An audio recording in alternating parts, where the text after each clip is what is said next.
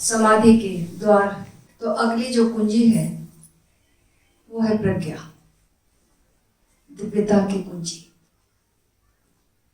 तो प्रज्ञा क्या है? जनरली लोग सोचते हैं प्रज्ञा यानी विस्डम, ज्ञान जो कि बाहर से अर्जित किया है, जो बड़ा विद्वान है उसको हम कहते हैं कि बड़ा प्रज्ञावान है। लेकिन ये विद्वान प्रज्ञावान नहीं है, आध्यात्मिक अर्थों में ये प्रज्ञावान नहीं है, क्योंकि उसने बाहर से जो भी मेमोरी सिस्टम में जो अपना ज्ञान अर्जित किया है वो प्रज्ञा नहीं है। प्रज्ञा वो है जिसको भगवान कृष्ण कहते हैं स्थिति प्रज्ञ होना। हमारी जो चेतना की लौ है वो अब निष्कंप हो गई, कपती नहीं है, निष्कंप लौ चेतना की। प्रज्ञा वो है जिसको भगवान महावीर कहते हैं विवेक से चलो साधुओं, विवेक से उठो, विवेक से बैठो, विवेक से चलो।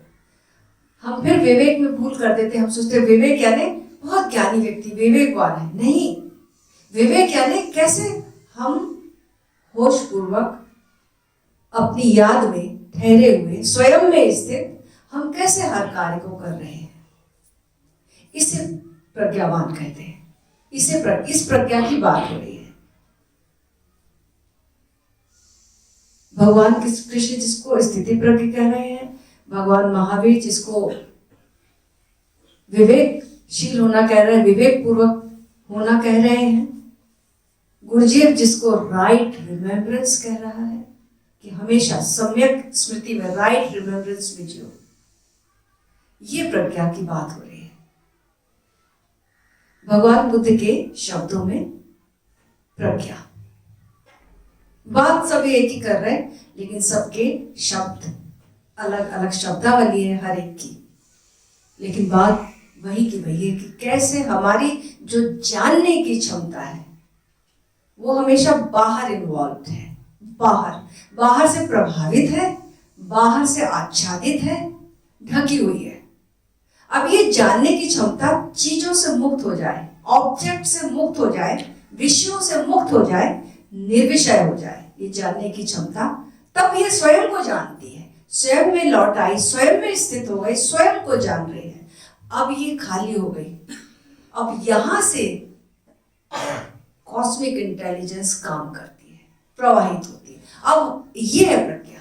अब ये व्यक्ति जो व्यवहार करेगा, इस व्यक्ति का व्यवहार कभी हिंसक नहीं हो सकता, यह अहिंसा को उपलब्ध होगा।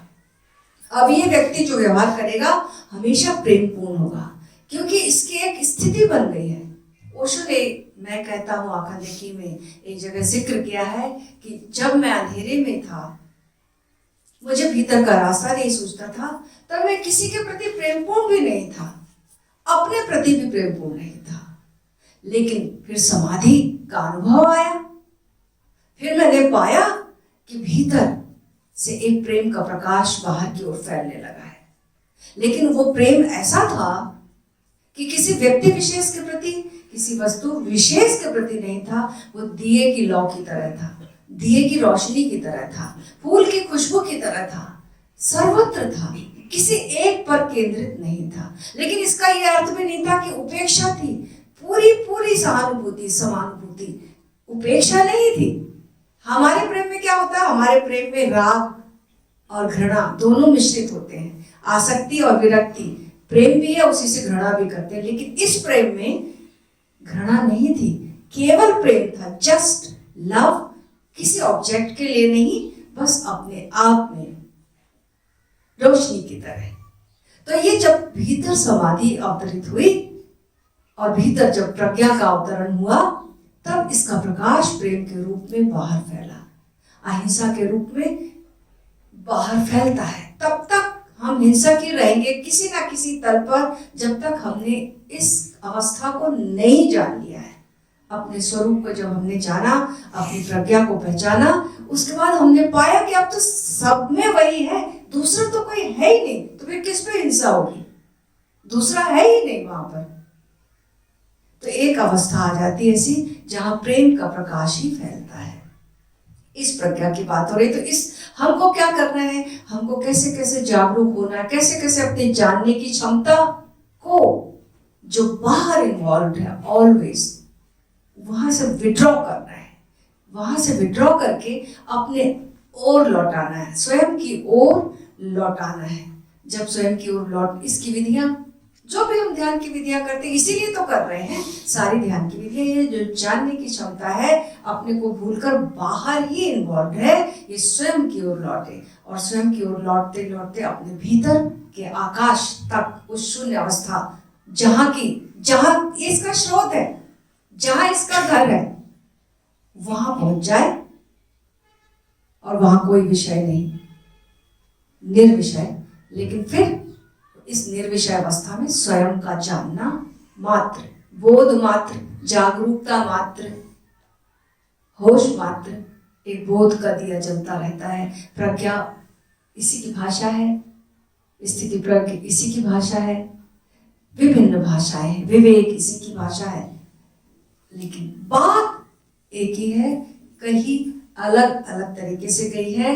कुल मिला के सार संक्षेप इतना है कि अपने होश को स्वयं पर लौटाए और फिर अब इसके सतत स्मरण में इसमें जिए। फिर जो भी करें